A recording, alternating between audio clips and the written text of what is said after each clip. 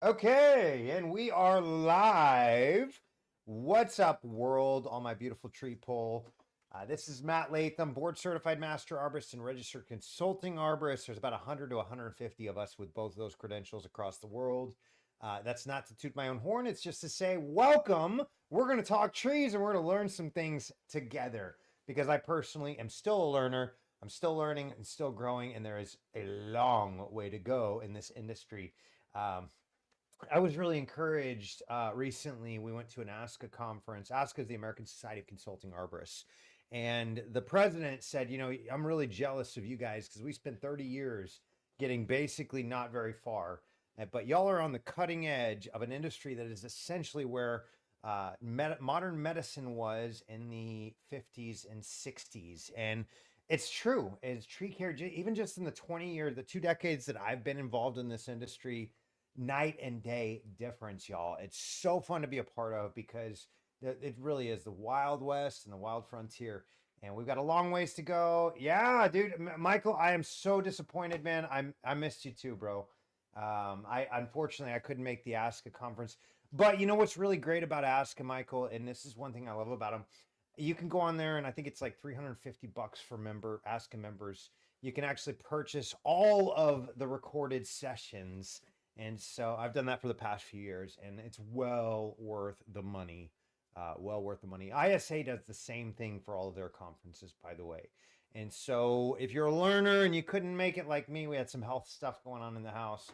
Unfortunately, I couldn't make it. But man, I'm really glad you had a good time. I've seen some posts about it, Michael, and man, I'm really itching to get that recording and see how good it was. So yeah, I believe you, man. Hey, we need to catch up sometime too, bro. And yeah, man, I'd love to get on a phone call with you and find out. Maybe even grab lunch or something this week. I don't know about you, but it's getting into you save dollars though. Yeah. Yeah, save dollars and time. I can go through the whole series in a day versus, whatever 3 days, 2 days or 3 days that it takes to get through it. But anyways, man, I'm really glad you had a good time, Michael. It stinks. I really wanted to be there, especially in my own backyard. It was in San Antonio this year, and that's like 2 hours or 3 hours away from me or so, give or take. I can drive there or I can fly there. It's about the same time. I prefer the drive, honestly. Get on that automobile university, maybe learn about trees or something, y'all. So, hey, thank y'all for being with us. Listen, guys, it is winter and things are slowing down. A lot of your trees have gone into dormancy. And so it's really fun for me because this is the time when we get to plan and organize, set up all my marketing. But y'all, these questions still keep coming in. So we're going to go through, we're going to keep going through this through the winter and talk about y'all's tree problems because they happen in the winter still. Believe it or not, sometimes we get ice storms that cause problems. And so we'll be talking about that a little bit on the YouTube channel that we have. If you haven't checked it out, go over to YouTube and just type in Ask an Arborist, and we'll pop up first thing there. But be sure and hit that subscribe button too. That really helps push the channel. It's been slow growing, but it's been very rewarding. And the people that we have on the channel, they love to comment, and it's really a tight knit group. So glad y'all are here. We've got a bunch of great questions, even still. Some just because I'm falling behind on all these things, but some of them you've got some genuine questions. So let's head over to FaceWebs here and check it out. By the way, guys, our goal was about 5,000 this year for our Ask an Arborist group. We're just shy of that, but quite frankly, from the Lucas, what was it, 200 that we started with at the beginning of the year? Yeah, around two. Did you say 76? Yeah, so we had 76 people at the beginning of the year in this group, and we've grown it by 5,000. So glad y'all are with us. We've really built a really unique and neat kind of ecosystem almost group here and community.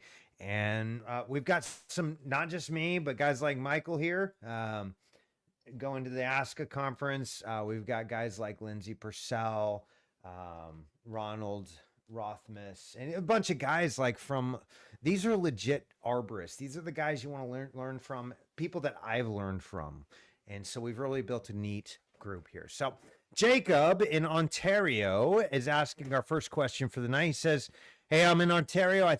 I'm thinking of becoming an arborist. I'm looking for someone who's ISA certified that would be willing to answer some questions about the realities of the industry and maybe give me some advice. Bro, I would love to talk to you. Any feedback would be greatly appreciated.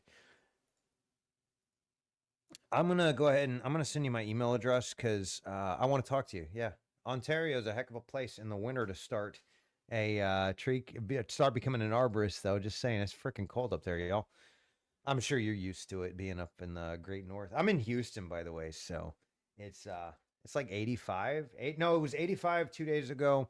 Yesterday it got down to 35, and then today I think it started out in the morning at 35 degrees, and it got up to like it's like 60 or 65 out there right now. It's ridiculous. But all right, so what should I give you? Info at Arborist.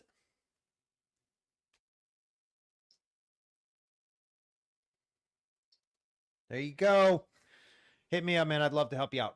I would love to talk trees um, and yeah, just guide you in the right direction. And I will be honest. And I'll like first things first, y'all. If you want to be an arborist, be prepared for some of the hardest work days of your life.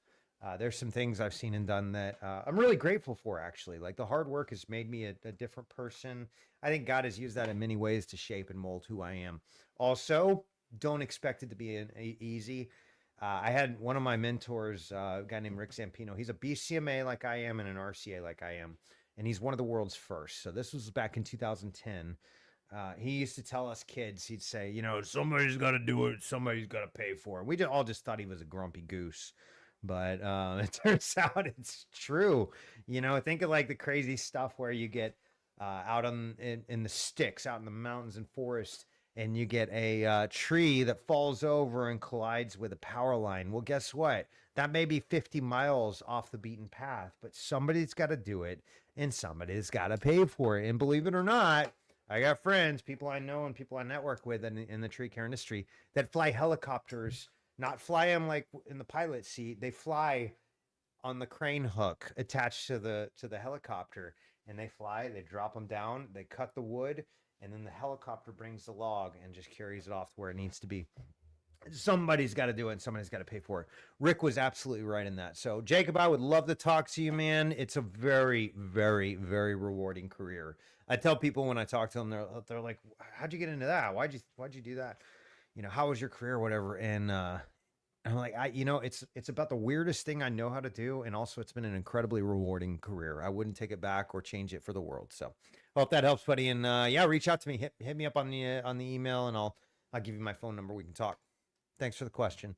All right, we're moving on. Let's see what Mr. Mac Arbor has.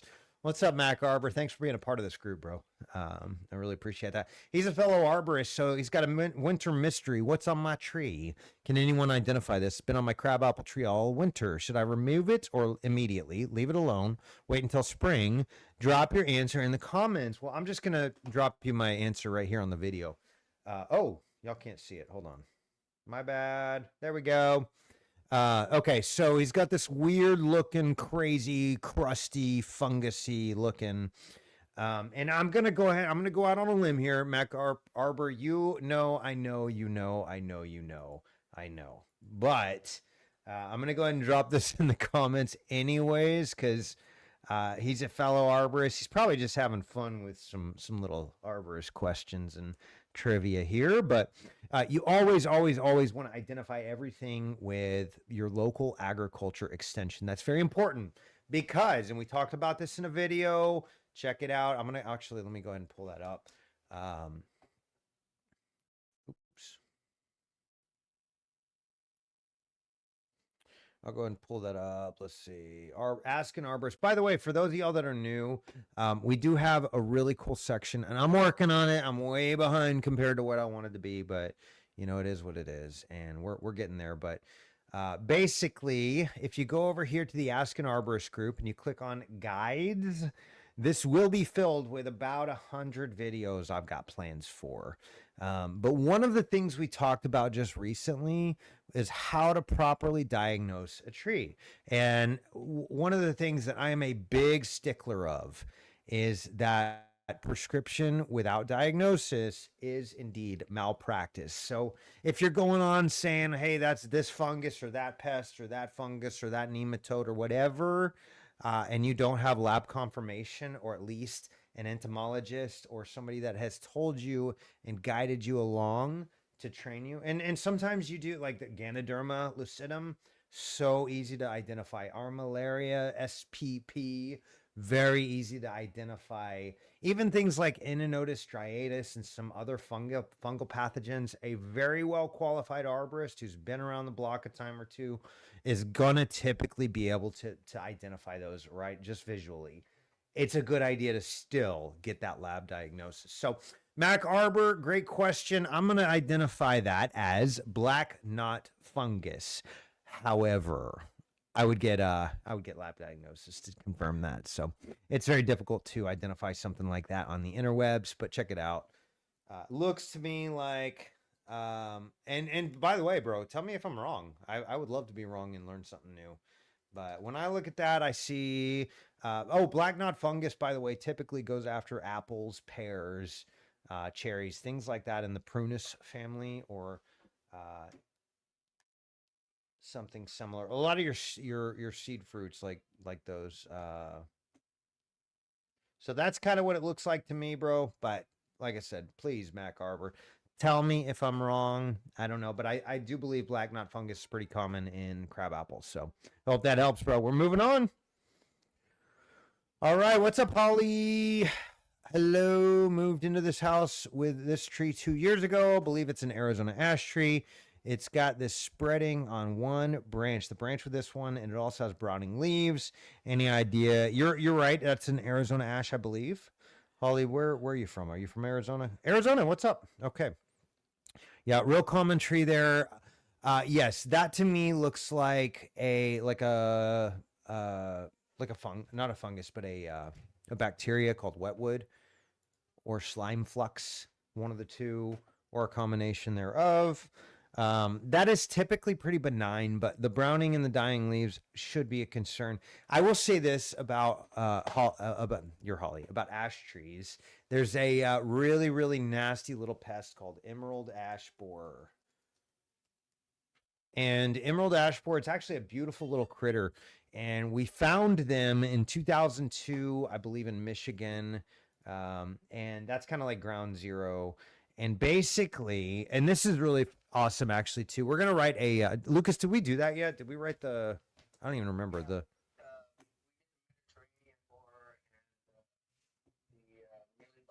No, I'm talking about emerald ash borer. I found an article actually from University of Minnesota. It's probably the same article, actually. And I think I sent it to you and said, hey, remind me, we got to do a blog and a PSA about this. They're doing research and they're finding that there's actually some fungal pathogens that attack the emerald ash borer, and it might be a solution to a multi-billion-dollar problem. I was listening to a podcast about the spotted lanternfly. Y'all up there in the north, you know all about this, northeast, I should say, know all about the spotted lanternflies. They're really cute little critters. They're kind of goofy looking, and they're like really clumsy. They're kind of clown-like, but I spotted a few spotted. See what I did there, y'all?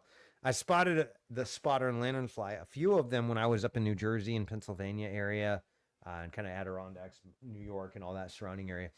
And that it was a big problem up there back then. And then my wife and I took a contract in California, or I took the contract, but dragged my family along, poor things, with me. And we went out to California.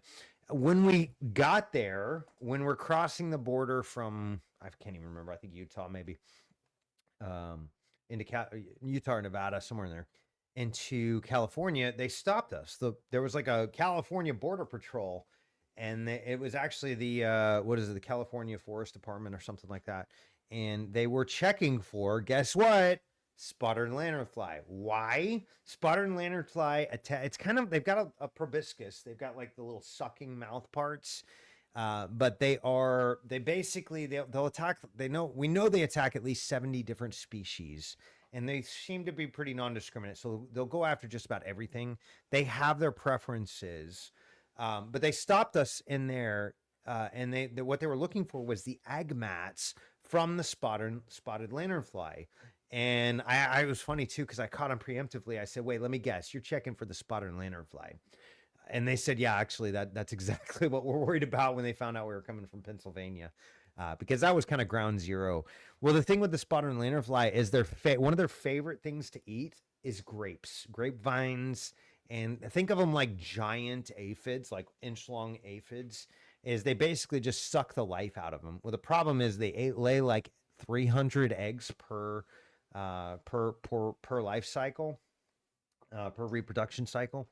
And so, anyways, I was listening to it, and like, there's a bunch of media outlets out there, like blasting this out there, saying it's the end of all the trees ever. You know, the sky is falling or whatever. And the truth is, it's not. The doctor that was talking about this, the PhD that was talking about this conference, was he said, well, it's not like emerald ash borer. Well, the reason he said that, emerald ash borer was found in 2002. It was, we think, all the evidence points to, it was here in the mid 90s. And so it's been here. Well, in that process, billions of dollars worth of ash trees and whole ash forests have been completely demolished. We got pictures from like 20 years ago. These streets lined with like the what do they call it? Where they basically have like trees in the middle of the street. Anyways, I can't remember the name of it, but there's a word for it I'll think of here in a minute. But like these gorgeous big canopies that spread over the street, and they cover the whole neighborhood. And then fast forward after emerald ash borer, and it wiped all of them out. There are no trees on the street. And you put the pictures side by side, and you really get a sense of how serious it is. And there are things like that. And so you want to make absolute certain when you're diagnosing something, hit up your local agriculture extension first. Go ahead and go. I'll go ahead and post it on here because this is really important. But yeah, hit up your local agriculture extension. We got basically the links right here for each one of them, no matter where you are.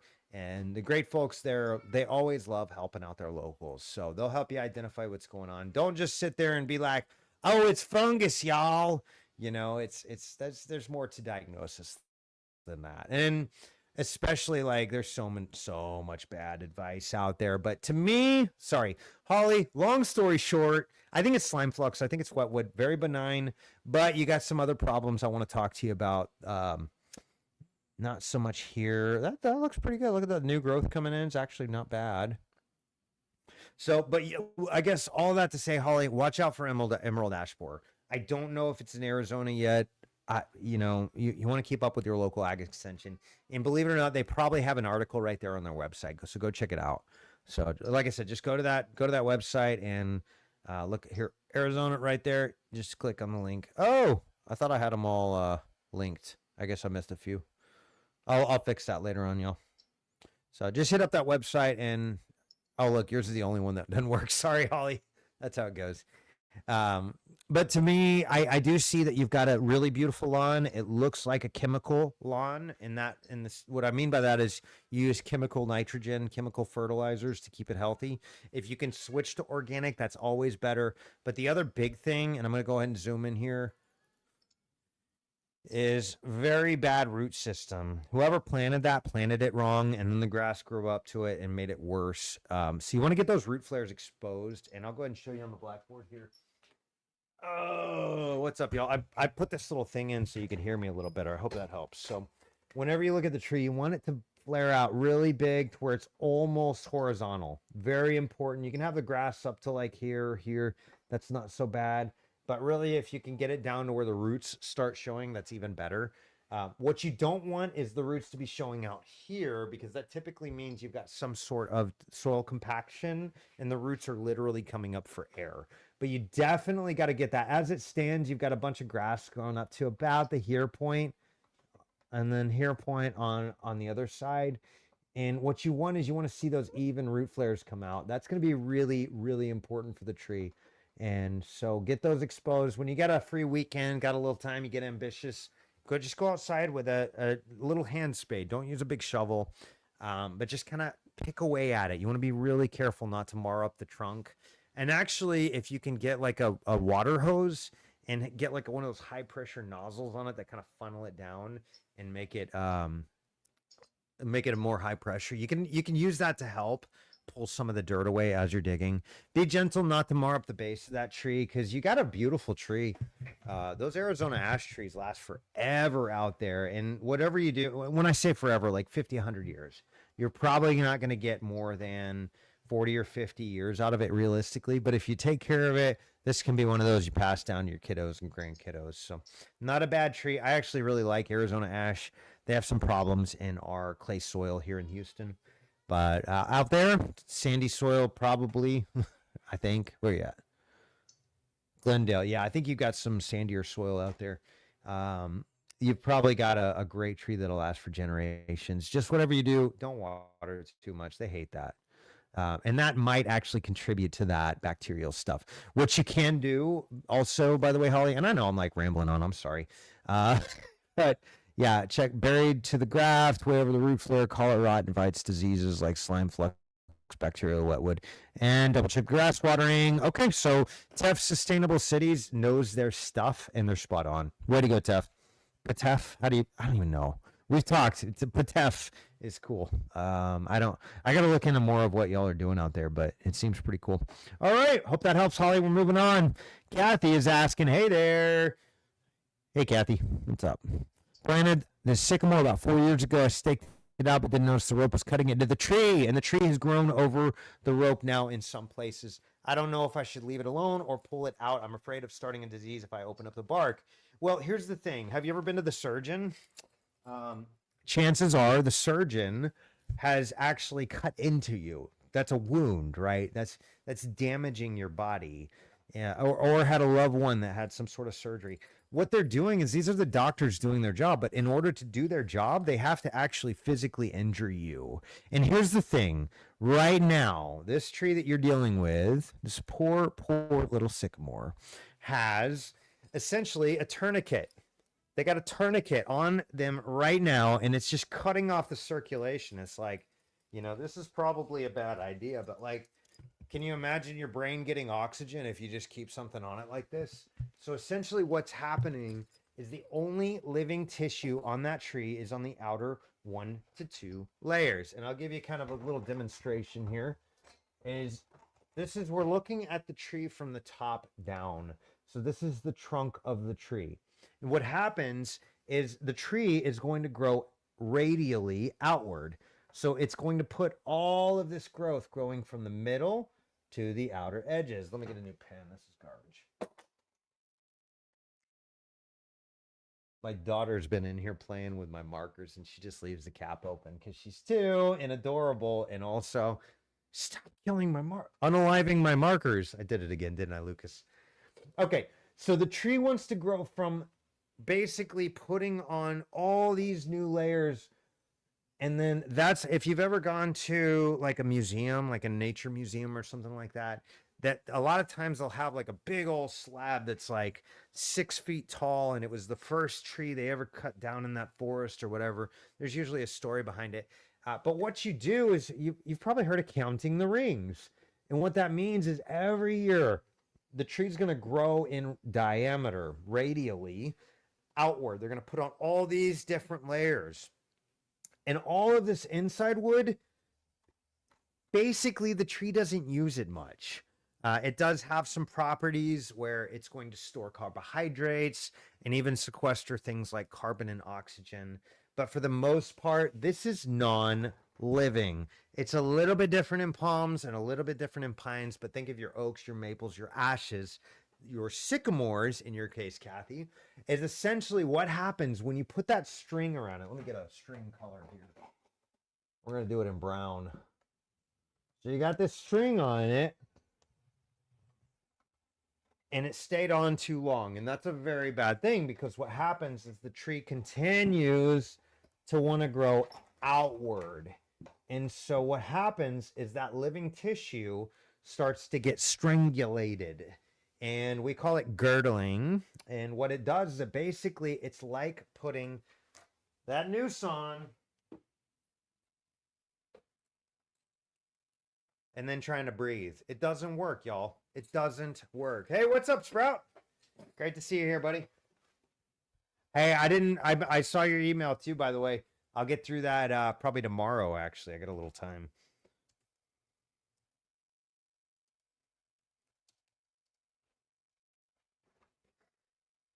Okay, so we talked about girdling. Here's what's going on with your tree, Holly, is basically that it's being strangulated and it's not good. You've got to get that rope off ASAP. You're not going to be able to get out all of it out, and you're probably going to, when you pull it out, pull it hard, but don't like get crazy with it.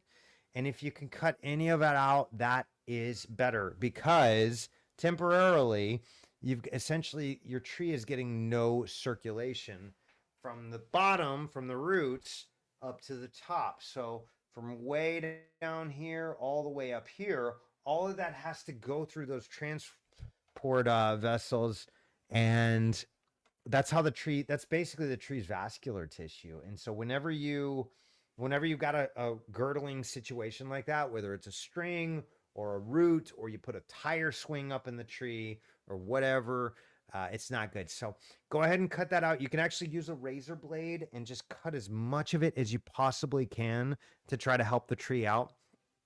Don't worry too much about making little nicks here and there. Hopefully the tree will be able to seal it. But essentially, if you don't, there's a very real possibility that can be the end of the tree. So it's really important to make sure that you get that out as best you can. Maybe too late. I don't want to give you hope where there's none. But you know, it seems like, based on what I'm seeing, the tree seems to be doing okay. If this is you ruined it, better start over. It'll be a problem. Not necessarily, Patrick. I disagree respectfully, but yeah, not good.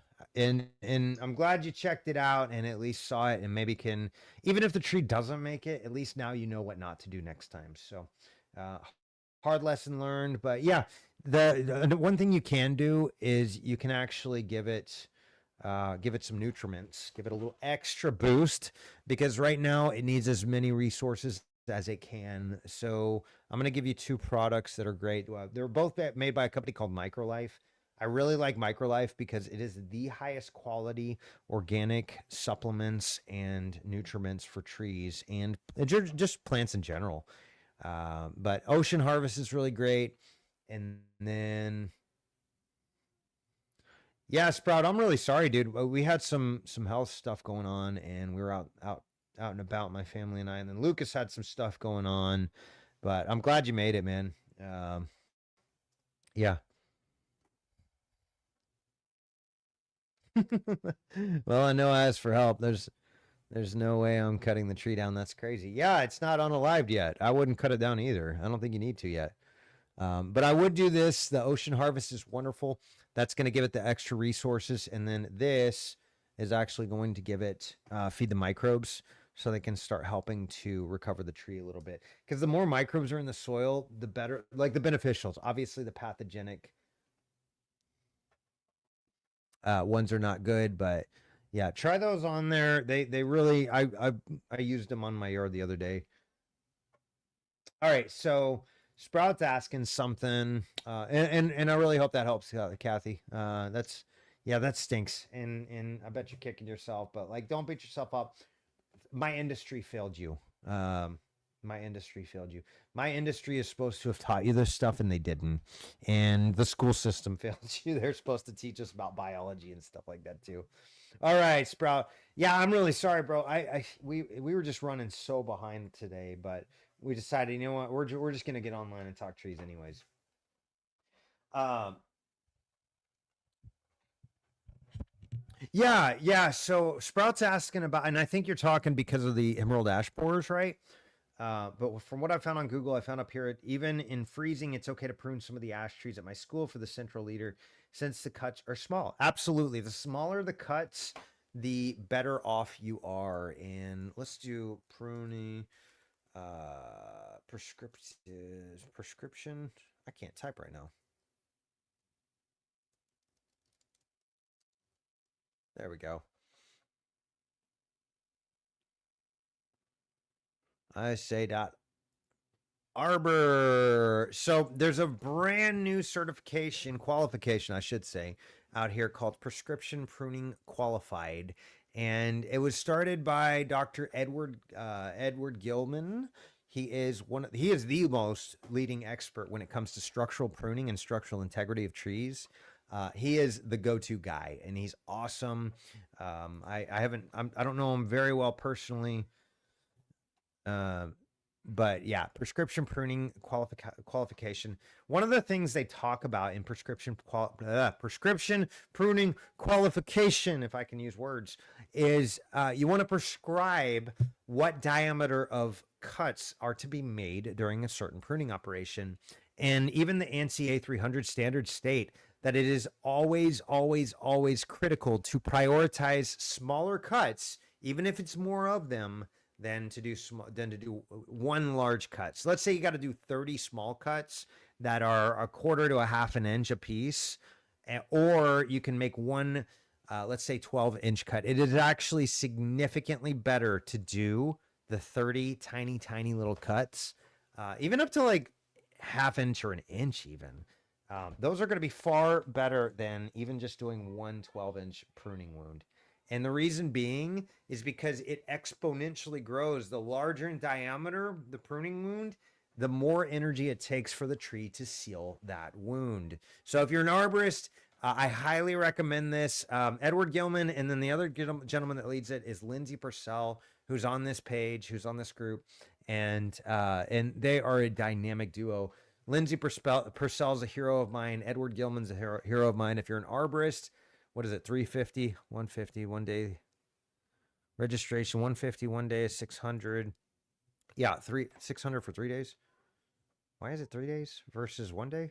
I just assumed it was all going to be 1 day.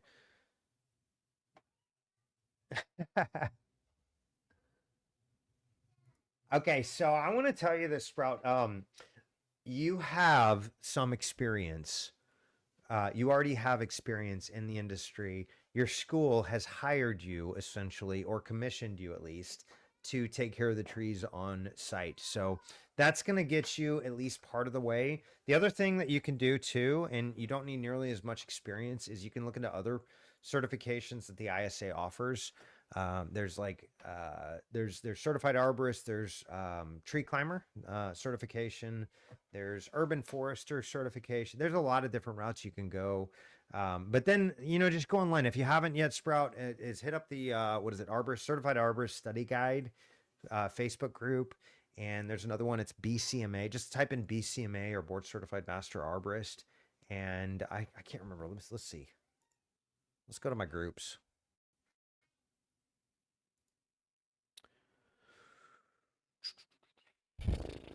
Hold on, y'all. I'll figure out my life eventually.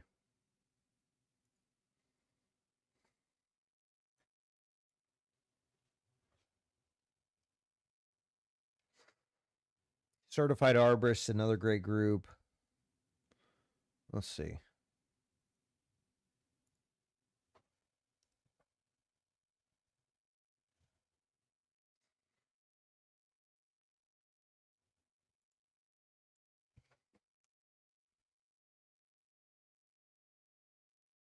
Yeah, there's the one. BCMA is in action. No, that's not the one. Okay, never mind. I think it was like study guide or board certified master arborist and BCMA study group for upcoming exams. Yes, this is a really great group as well. Very small following. There's a couple more too that I'll show you. And just join these groups, man. When you reach out and you tell people like, hey, I really want to become a BCMA or I really want to become a certified arborist, just talk to people. You're going to get a bunch of just pieces of junk guys out there. I don't mean to sound rude, but like some of these guys are jerks. They just really are. ISA Certified Arborist and BCMA Study Group. That's the one I was thinking of. Sorry, Sprout. I don't know about the Board Certified Master Arborist Study Group, but if you just type in BCMA Study Group, these are all, like, a lot of these guys are names that you'll recognize. Some of them from this channel, some of them from other places. Guy Mayer is like, he's a top guy. I learned from him for 12 years before. I haven't seen his articles in the ISA. But Ezekiel Tree Wizard, like another top-notch dude. Chris Comer, another BCMA, great guy. I don't know some of these guys. Corey Watson, fantastic dude. Austin Douglas. I don't know you personally, but check it out. Got his BCMA passing score. Looks like he passed. So cool. Anyways, hit those groups up, dude, and like I promise you, you'll connect with people. Not just me, but there's like a lot of people that'll reach out their hands and help you out. As far as rigging, dude, a lot of that you can actually do in your backyard. Just practice. Learn the knots, learn the rigging styles, learn the force vectors. That's an important term you need to know because if you are pruning a wound, if you're pruning a limb down here, you got your rope up here, that limb collides and takes all that pressure is being applied up here. I know guys that have broken 12-inch limbs because they rigged it wrong. But if you've got a setup like this, let's do it on the big screen. This is fun. Let's say you got a rigging point, you got a tree here, and it's got kind of two main leads that go up like that.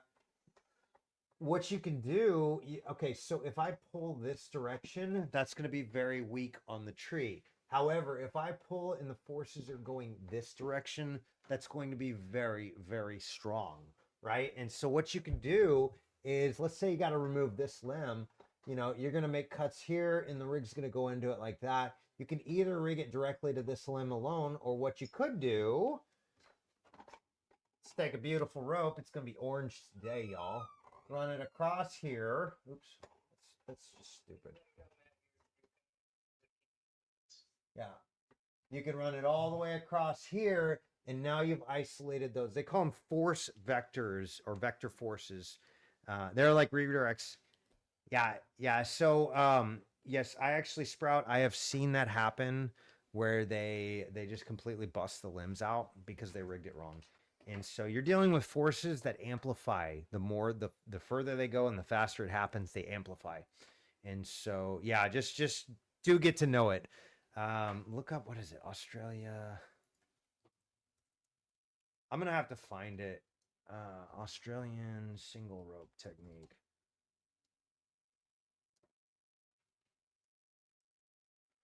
There's a website, and I followed these guys like, I don't know. Victorian trees. Yeah, that's right. Okay, so I followed these guys like, yeah, there it is. All right, here's the link, bro. I followed these guys probably like 12, 14 years ago. And it's a PDF, by the way. So just check that out and download that. But man, it really, what was that? 2010. Yeah, so that was 15, 16 years ago now. 15 and a half. But yeah, check out VTIO, Victorian Tree Industry Online or Association or something. Organization. There we go. Victorian Tree Industry Organization. They really wrote the book on this 15 years ago before single rope technique was even a thing. So anyways, I'm sorry, y'all. I'm rambling. I'm ranting. I just love talking about these really specific things because it makes all the difference. We're moving on. So updated appears Arborware's system calculates each item shipping and adds that together. What is this? Versus seeing the actual weight total and applying a shipping price. Call them Monday and the shipping was correct. If you are having issues, call Arborware and they will take care of it. Great to know. I didn't approve that either.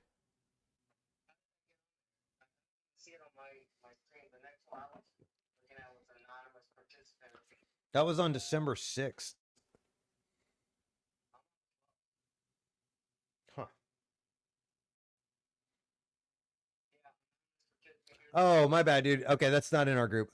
I was in the wrong freaking group. That's hilarious. That's something I do, y'all.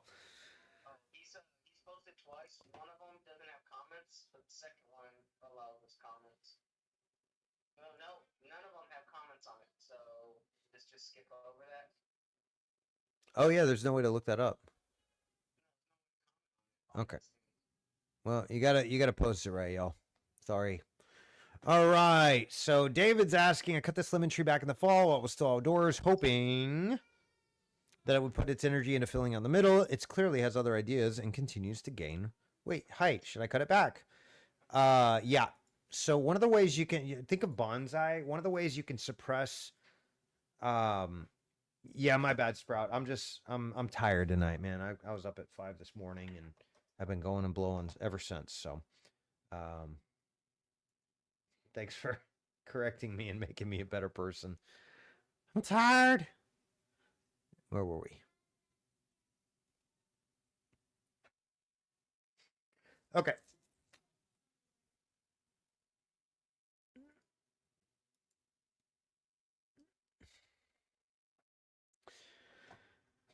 Will not be not proper in time. I let mine grow the way it can. Not much water and fertilizer, but max light exposure with the correct surgery after tree adjusts to the warm seasons outdoor, probably at the end of May. Ambitious pelican. So should I cut it back again? No, I would let it grow. What you're looking for is the little flowers. I've got a Persian lime that I just purchased. I'm gonna bonsai it for fun because you can do that apparently with Persian lime. The only issue is getting those really big leaves that citrus produce. So I got to figure out how to suppress that and keep them tight and small for that beautiful bonsai look. But anyways, yeah, I agree with Kristen. It's going to continue to grow the way it wants. You can kind of train it by pruning, but you don't want to overdo it either because, yeah, and I agree. You could do what's called a heading cut and nip the tip of the branch off at the growth node, which would be a leaf. That will slow it down, but not stop it. You can also use a thin wire to gently bend it so it grows more to the side. Yep, I like that. Those are bonsai techniques. Another option, and this is not great for your case, it's called paclobutrazol. Let's do Cambistat is the brand name. I'm just going to throw that out there. Cambistat is made by Rainbow Ecoscience. They make the Arbor Jet tree injection system. But Cambistat's great. You can also get tied back Paclo to SC. SC, by the way, stands for suspended concentrate, I think. It essentially means you've got a solid that's suspended in liquid. And it stays like that. And it's great. I use it on a lot of sick and unaliving trees because it will suppress the growth. That will keep that tree very tight. But what I would do is keep the root system restricted. The more restricted the root system goes, the less tall. The tree's always trying to balance out what's called the root to shoot ratio. And so essentially it's going to try to keep as many branches up there as the root system can support. So that's why bonsai works so well. And if you think of, you got this little tiny root system and the tree just stays kind of really compact and tight. And so that's one way to keep your citrus trees really tight. You can also do exactly like Kristen said. I think that's solid advice, Kristen. That's about all I do. The only thing I will say is you want to make sure to give it some nutriments because those citruses are great.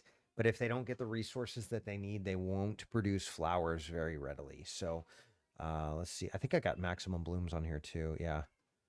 Yeah, this is a really great product. This will help the tree get the blooms that it needs.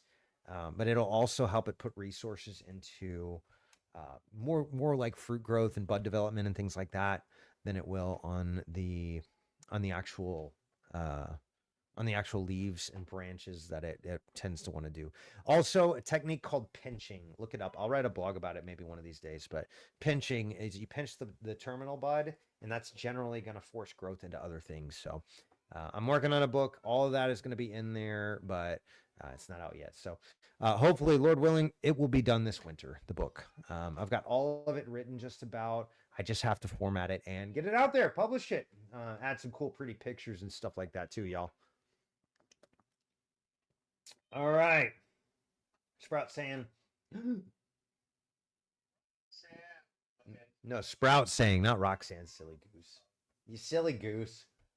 All right, so Sprout saying I was cutting down one of the 3 unaliving ash tree's trunks and I accidentally cut the hinge and learned the hard way not to do that. Luckily, it was a 3-inch DBH. It hit my phone while I was filming. I've actually done that. You're not alone, bro. I'm glad it was on a 3-incher and you're okay. That stinks. Yeah, I've been there. I've cut my hinge through. I did have one tree that fell the wrong direction once, and I was highly embarrassed more than anything. Didn't do a lot of damage. It just sucked. Leaves, bark, fruit from form.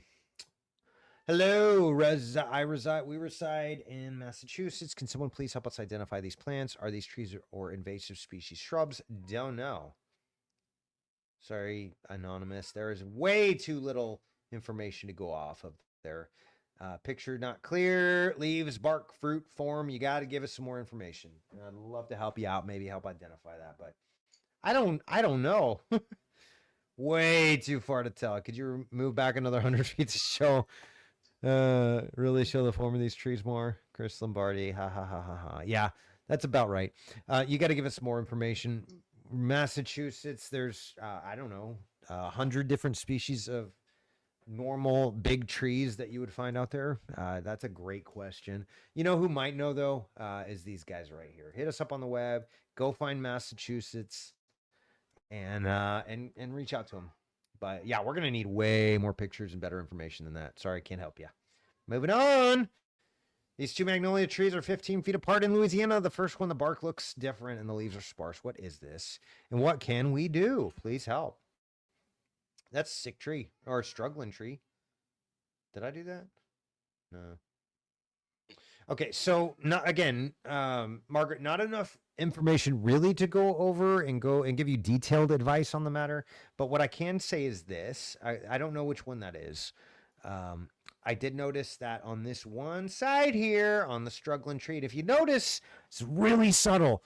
But on the right side, Margaret, you've got to pay attention to this. On the right side of that tree, where you've got these big old giant beautiful root flares, you got a lot more foliage on there. It's very subtle. If you, like trained eye might not even pick up on it, but it's definitely more dense foliage on the right side here. And that just so happens to be the side with the root flares. Here's what that looks like, Margaret. Every tree,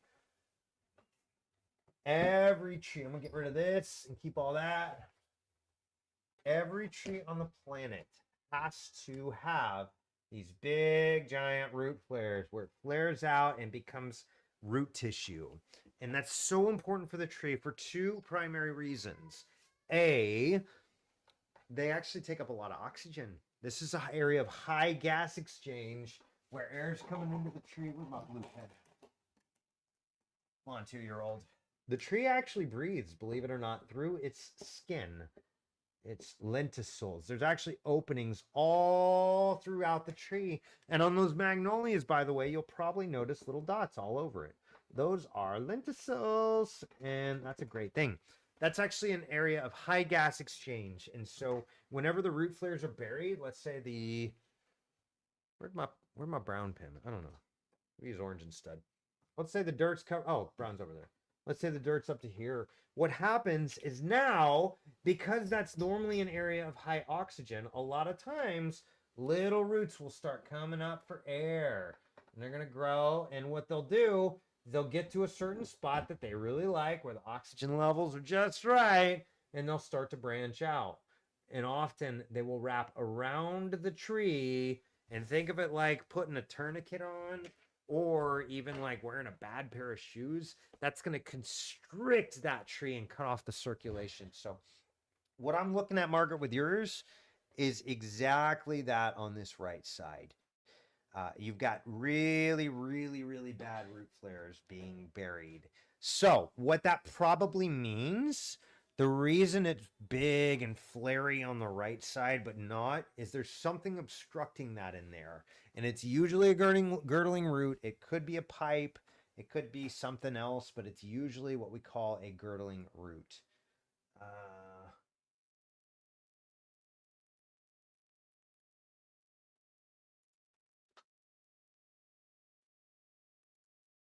That's actually a really great question, Sprout. Ooh, this reminds me. One of the box elder trees at my school that sprouted up in the nature area has a buried root flare, but it has grown like that forever. Define forever.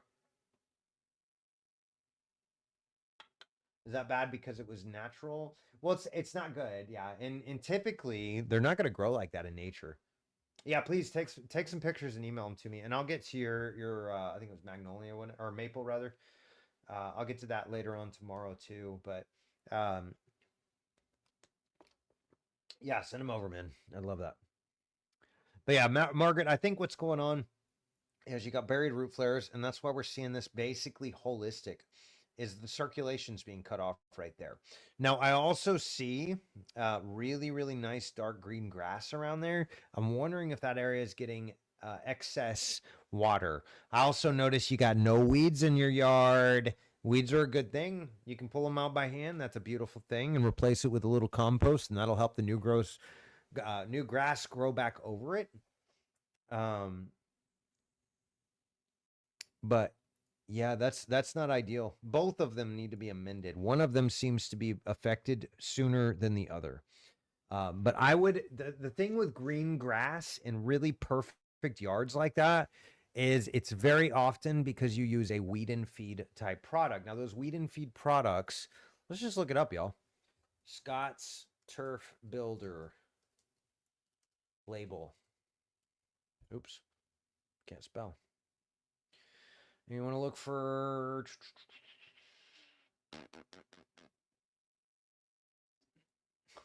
why? There we go. That's what we're looking for. No, that's not what we're looking for.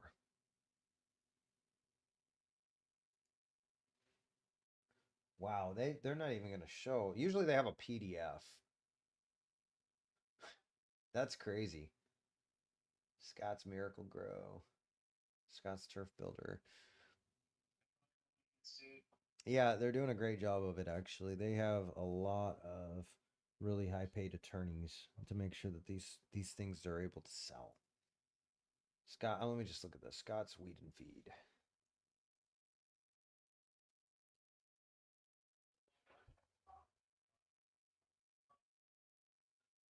Southern Weed and Feed. Unalive. I know it's this one. I just gotta they almost always, if you look it up, if you look up anything, any product, and then say type in label to go along with it, it's always got it there. This is crazy. Okay. What? Thanks. Go and track me. See if I care. Wow, look at that, yo. That's so deceptive. It just like covers it, it like blurs it out. So you can look at it, you can magnify it, but you're not gonna be able to see anything. All right, we gotta find this because this is crazy, y'all.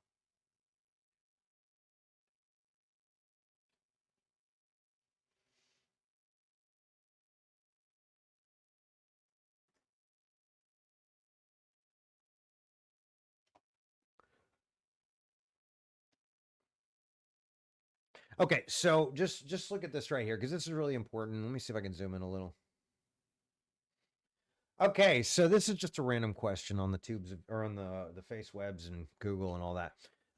Weed and feed also includes some kind of weed unaliving chemical. A popular option for weed and feed product is 2,4-D dichlorophenoxyacetate acetic acid, which is better known as 2,4-D.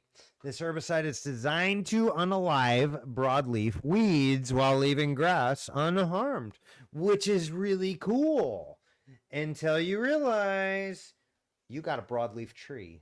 And it turns out it has the same effect on it. So, Margaret, sorry for that taking a little longer, but all that to say, if you are using weed and feed on your lawn, chances are it's got some sort of atrazine, which is a broadleaf unaliver, or 2,4-D, which is a broadleaf unaliver. There's so many of them, y'all.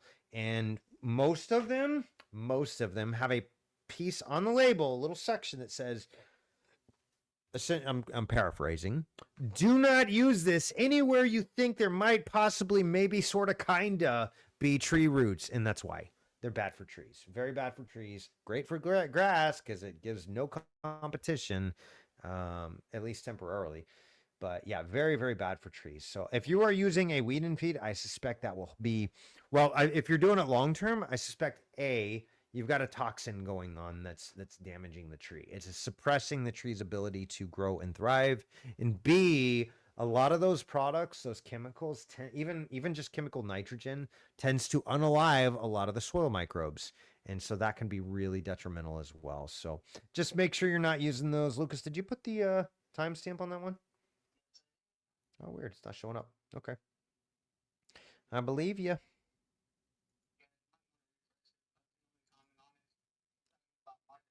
Yeah, yeah.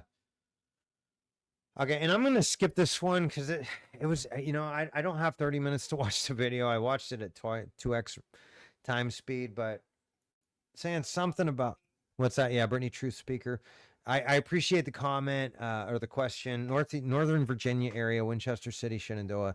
I'm reaching out to the community for help on something I've been noticing with our trees in our area, and I'm really hoping that I'm wrong about this, but I feel they may be exposed to ionizing radiation due to the similarities to the trees from Chernobyl and Fukushima. Please help prove me wrong. I started taking pictures of the trees. Oh my goodness, I don't even have time to. That's crazy. I would like to note that if the trees have been exposed to ionized radiation, then they should not be burned. Long lived radioactive isotopes remain trapped within the plant material, making combustion a major concern for environmental and public health. And that's actually very true. Oops, sorry, y'all. You don't want to stare at me while I read. That's boring. Please feel free to reach out to me either on Facebook or here on my email address. There you go. If y'all have any thoughts on this, that'd be cool. But I really didn't see any evidence. Okay, so here's my take on this. Forests around Chernobyl aren't decaying properly. Why? Because that radiation unalives the microbes, y'all. All those fungus are designed to decay. Like fungus is a good thing. Most people don't think about it. It's very bad when it's in your house. I know from personal experience. But it's very good when it's out in the forest. Most of them are ascomycetes, and they're going to decay all the the the wood. That's going to basically turn it um, into food for trees. So I don't really know what you're talking about. I see them getting to the cap there and then just stopping growing because that's their genetic potential. They've reached the highest of heights in their world. And so that's kind of what I see about that, Brittany. I think what you're referring to is like the outward growth. No, that's just their genetic potential. Those trees have grown to their maximum capacity, and that's all they can support. Totally normal, but maybe I'm wrong in that. Tell me if I'm wrong in that. These are Japanese yews. They look like there's a lot of problems with root knot nematodes. Japanese yews are really bad about Phytophthora root rot. So depending on where you're at, where are you? Virginia, that's right. We talked about that. Phytophthora is pretty bad there. This is a tree that fell over. But all of that you're seeing, I think that's what you're talking about, is just the tree getting to its highest point. That's totally normal. I don't see any evidence of ionized radiation. Although I know we breathe that in every day because we live in a toxic world, y'all. But yeah, I really don't see it. I could be wrong. I want lab results before I'm willing to opine on the matter. Soil, tissue lab results, whatever. I need some sort of data. I can't just say,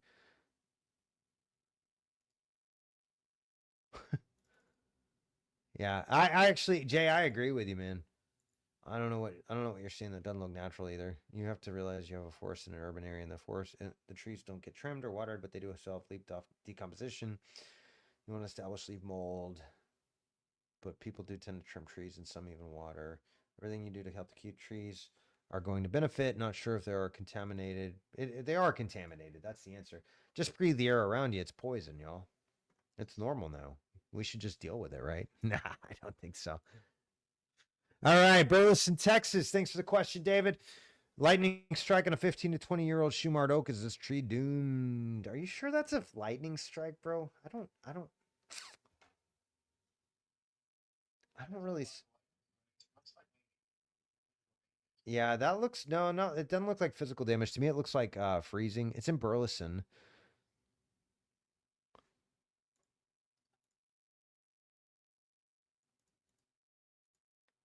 Has Burleson, Texas experienced any sort of freezing in the past year or two during the winter?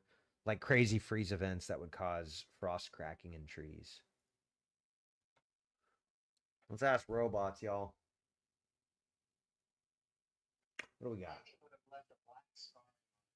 No, not necessarily. Lightning usually blows the tissue apart. Short answer with real world context, yes. Burleson and North Texas do see freezes most winters. And I wonder maybe if there was January there was an ice storm that affected Texas with freezing rain and below freezing temperatures. Across parts of the state, including North Texas, winter weather in the region continues to include nights below freezing, not quite catastrophic like the massive 2021 freeze, but several winter systems in recent years.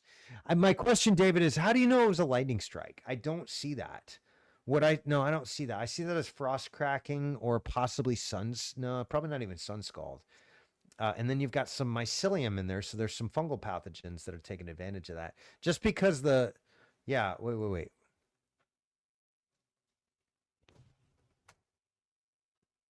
It does not appear the strike caused a crack. I don't see a lightning strike. I could be wrong. And please, like, if you've got some sort of proof or evidence that it was a lightning, nobody in this group could possibly inspect from the pictures. But if you'd like, I can come out to this Sunday and look at it, run some tests, and give you HPVA.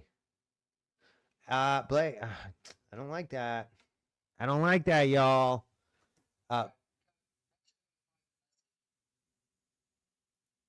Yeah, Blake, I'm watching you, bro. Don't do that. New to the new DFW area from South Carolina. Nobody in this group can positively inspect from the pictures. That is not true. Oh, Blake, you're already. Come on, man. Let's throw down. I'll just kick you. Y'all stop advertising. That should have been a private message. That is a violation of the group rules, my friend. And I want to keep you. You seem like a cool guy. HVPA evaluation. I don't know what that means, but y'all stop spamming it. Looks to be a while ago. Yes, I agree. It was a while ago. Lightning affects the vascular system. It could be chronic or acute. Happens really quickly. But seeing the compartmentalization trying to take place, I would recommend some bark tracing on the larger wounds. That is right. Mulch and water, great. No rush on cutting any bark. Bark trace and paclobutrazole. I agree with that. Yeah. But Blake, man, you gotta slow your roll, homie. This is not that kind of group where you just get to advertise and stuff like that. But hopefully y'all got it worked out. Also, not in this group, dude. Go to your like your local moms groups and stuff for that kind of crap. Sorry.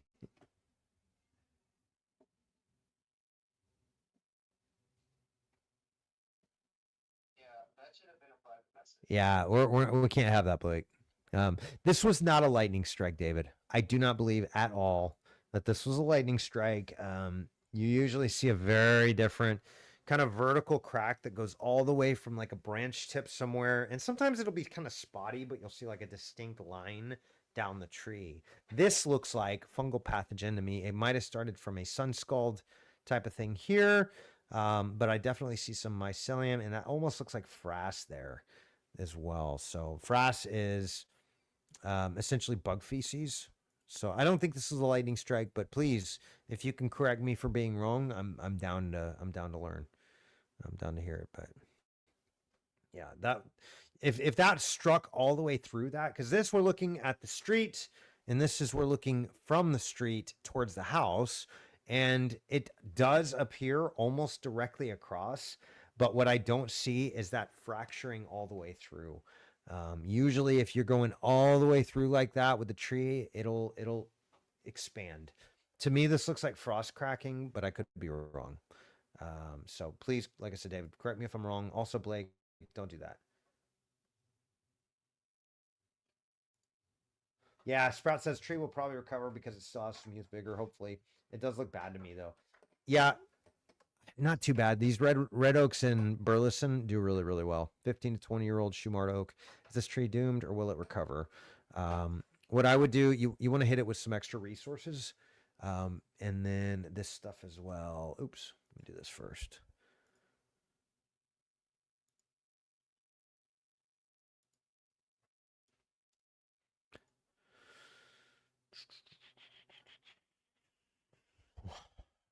And I'm gonna recommend this one to you.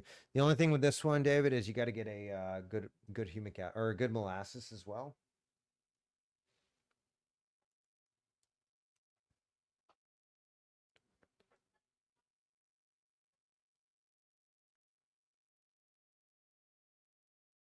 Yeah, Blake, I'm gonna send you a private message later, but you can't do that. Can't do that because we don't know who you are. You could be a just complete garbage arborist, And I don't want people getting referrals on this page without them being top-notch guys that give the best advice. So nothing personal. You may be like the best arborist that ever lived, but I don't know you, and we need to talk about that first. We're actually, we've talked about it, and that's one thing I'm going to be working on this winter is creating a preferred vendor list for all you pros out there. I will create a post and tag you in it, of course, and say, hey, this is something that we want to we want to make sure that you're vetted. I actually have a questionnaire with like 200 questions on it. It's not quite that much, maybe 100 actually, but anyways. Hello, my HOA. Rosemary's asking. Hello, my HOA is requesting that I plant a 4-inch caliper tree, and I have a very tiny lot. I already got rid of these ridiculous Bradford pear trees that are tearing up my foundation. Agree to disagree. But I know what you mean. Oh no. Where'd it go?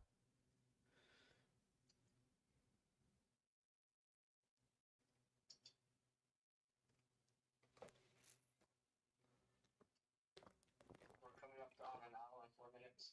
Yeah. We're gonna call it here shortly. I think we're almost. How many more do we have to go before we get to the ones? I think I answered this one. Joey White didn't get answered. Okay. I think this one did though. Didn't we do that one last week? Oh, I did. That's what I'm thinking of. I think I answered it like. I'm gonna type my answer. No, Matthew Swain. There I am. Yeah. Well, on Rosemary's, yes. So Rosemary, this is a point of contention with HOAs, and this is something that I have. I'll actually write a blog about that. Yeah, I thought we did. Thank you, Sprout. I'm like losing my mind here. I just don't think we time stamped it, but okay. So we're coming up on the end. We've got like what, 2 more questions? 1, 2, yeah. 2 more questions before we are caught the frig up because I'm tired, y'all. Nothing personal. I like hanging out with you guys, but I gotta sleep one of these decades. Sprout, I really appreciate you being here, bro. Thanks for the heads up, man. Keeping me honest on that. But I do want to talk about Rosemary's in depth because this is a really, really great question. And so Rosemary says, hello, my HOA is requesting that I plant a 4-inch caliper tree. This is so common, y'all. HOAs are not arborists. They're not landscape designers. They're not architects. They're not herbologists. They're not master gardeners. Yeah, those are expensive trees. So Sprout brings up a really good point.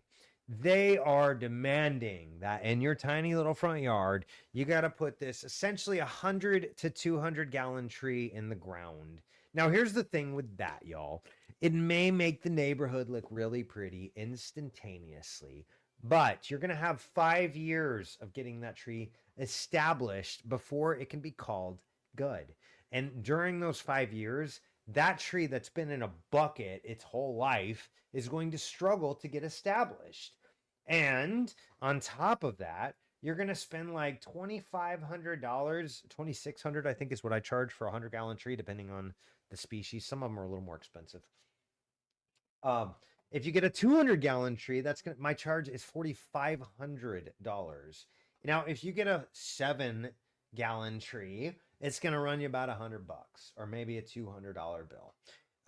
But that's not bad. And it's going to get established within a year to 3 years, at least 2 years faster than that 4-inch caliper tree. And those 2 extra years, that big tree ain't going to be growing much, maybe a little, but not a lot. That 1-inch tree is going to be exploding in new growth because young trees are much more vigorous and resilient than big trees, mature trees. And so it's really, really important to go ahead and make sure that you argue with them, Rosemary. I would, honestly. I really would. I love a good fight. That's the testosterone in me coming out to play. But I actually do battle with these guys all the time. Let me see if I can find that. I'll take a screenshot of this.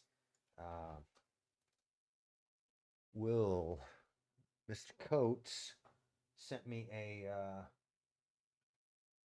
a lovely letter yesterday morning. Such a nice guy. and I gotta keep some of the details out of it.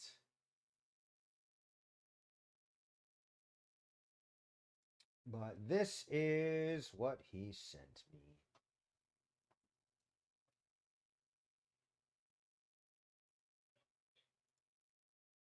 Here we go. And that really just made my day, y'all, because we do a lot of expert witness litigation work all up in this house. Where is it? How can I get that to go bigger? Oh, hold on. Let me do this instead.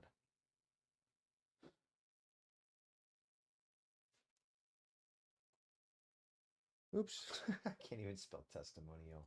That's hilarious. So right the other day I had a Gates calculator that had a multiplication number. It should have been able to do in my head. Yeah.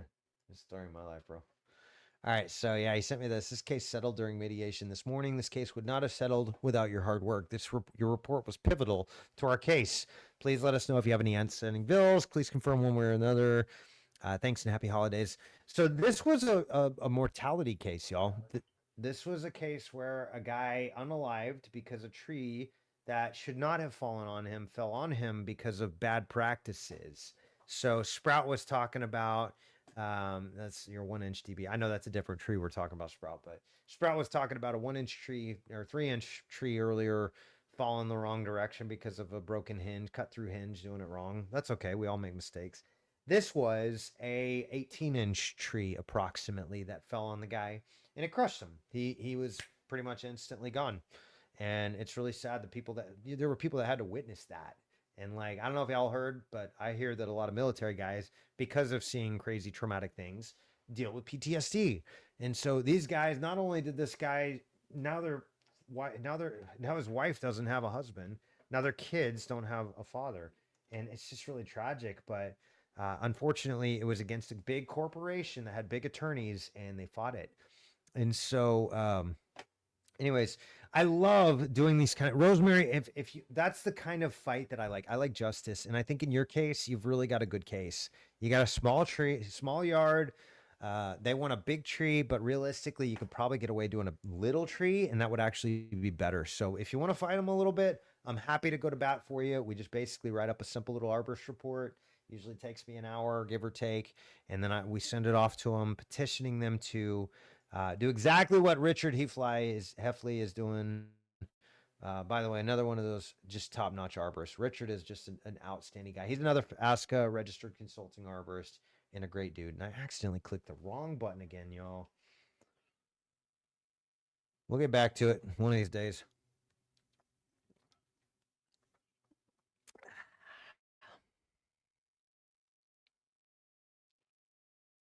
Getting there. Here we go. Yeah, I would ask them to reconsider the demand to plant such a hard to obtain and slow to establish tree. I think that's going to be really important. So hope that helps, and I'm happy to help if we can, Rosemary. I do charge for it, of course, but we'll talk numbers, and it's usually pretty reasonable. And by the way, if we do win and they reconsider that $4,500 tree, you might only have to spend $200 on the tree. So hopefully that'll make my time worth it for you. Joey is asking, I'm in Newaygo, Michigan. Want to grow ash trees without pesticides. It's inevitable to be killed by the unalived, with the emerald ash borer. I do not want to put insecticides in my ground/roots that can affect my soil and other animals and plants. I need a license in order to perform trunk injections. Are there any ways I could keep them safe myself? Any estimates on what it would cost to have an arborist give trunk injections? Trunk injections are not cheap. Let me give you an example is treestuff.com. We're going to go to products.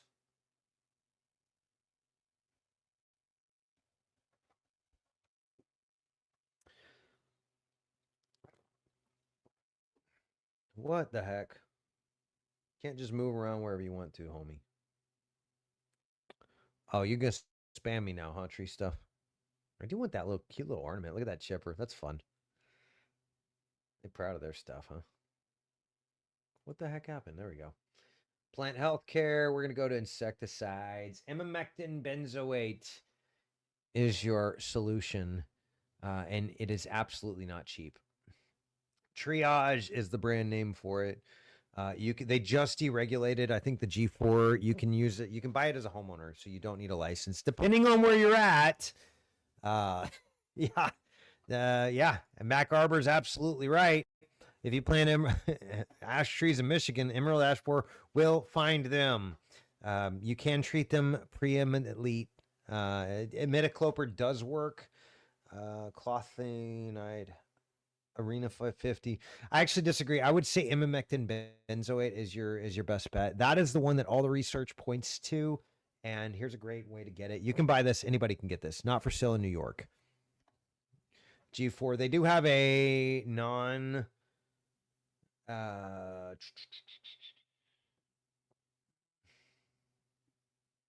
They do have a different. It says it's not G4. So there you go. 10-inch DBH ash trees. It'll treat about 27 of them. So scale that down. Let's see. Put in 2-inch ash trees, and you're about 5x that. So maybe 100 trees. So you should be able to. It's not cheap, but for $500 plus maybe another 1,000 for the tree injection. But it's not cheap, but shoot, it depends on what you're using it for.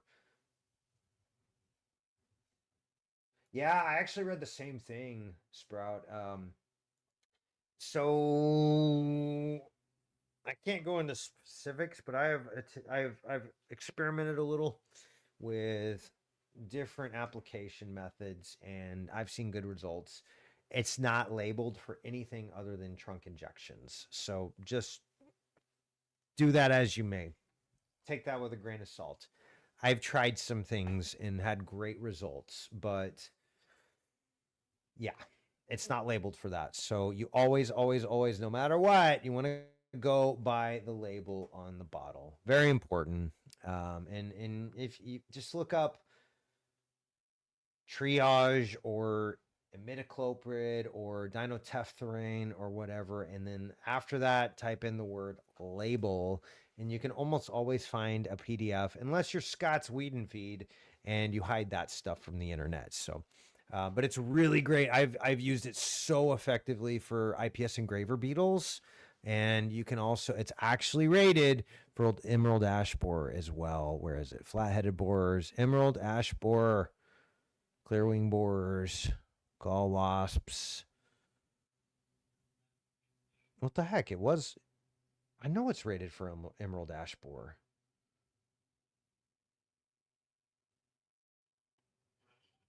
Maybe not the G4, actually. Who knows? Maybe I'm just losing my mind here, y'all. Medium to high. Emerald ash borer. That's it. Flat-headed borers, including adult and larva of emerald ash borer. Right there. Black and white. Read them and weep, y'all. But it's really important that you use it according to the label. What's that? Oh, you're weeping? Read them and weep.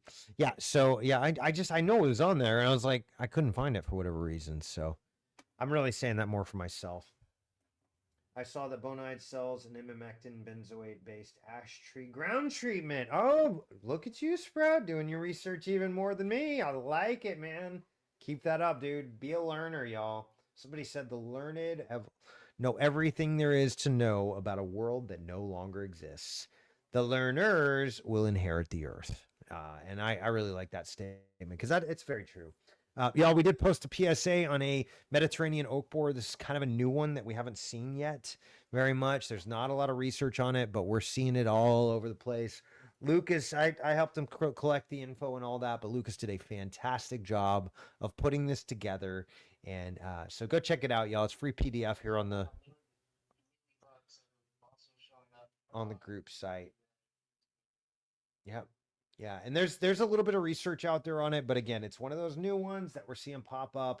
I do want to make this group one where we can start to announce some kind of new stuff that's becoming problematic. Where did you post that other one, Luke? Oh, on the Arborist on Demand Facebook page? Okay. Group, okay. I thought we did the...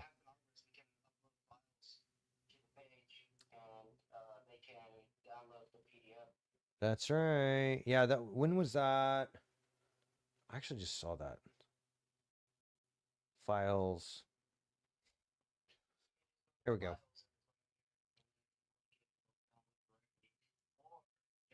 Scroll on like the first two posts, go right under one of what is one post?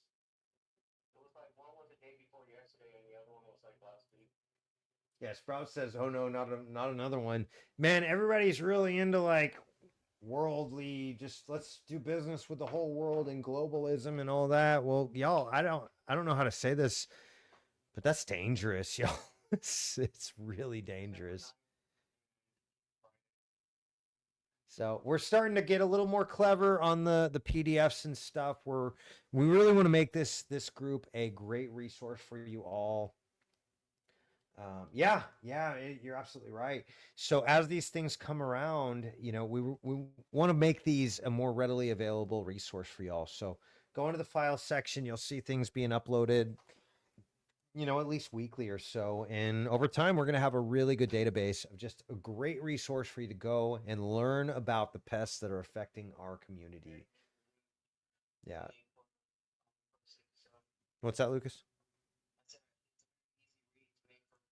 Yeah, and that's what we're trying to create, y'all. He brings up a really good point. Is like we're trying to make this where any homeowner or sprouting arborist or myself or my wife even can figure this, or my kids can learn about this stuff. So we're trying to make it really easy to digest.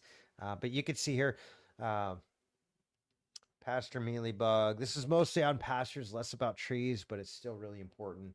And like Sprout was saying, is like these are really going to have a big impact on things. So we're seeing as shipping still continues to happen internationally, trade happens all over the world. You see these things come in, they've got no pests, no predators for their own, and so they just come in and wipe out whole species like the emerald ash borer, like the woolly adelgid, like all these different things, the spotted lanternfly and the grapevines. Like I don't know about y'all, but I just had a glass of wine. I enjoy my wine. I don't want the grapes to go away if we can avoid it, y'all. So make sure you learn up on these things. They're very important, and y'all just check it out. So feel free to use us as a resource. Once again, thank you guys so much for being here. Sprout, all of you, Michael, we really appreciate you guys. And y'all, I just want to thank you for being a part of this group. What's that? Don't forget to throw a thumbs up on the video if you like the content. Yeah, that's a great point, y'all. If you would do me a huge favor, like this video, that really helps get it out there to more people. And y'all, again, if we went over it and you have further questions, we'd love to talk to you in person. Feel free to hit us up on the web at arboristondemand.com. That is our main website. We do digital arborist consultation as well. So if you have questions about your trees, we can take a closer look at them, figure out exactly what's going on and what to do about it. So thank you guys again so much for being here. We'll see you next week. Bye now.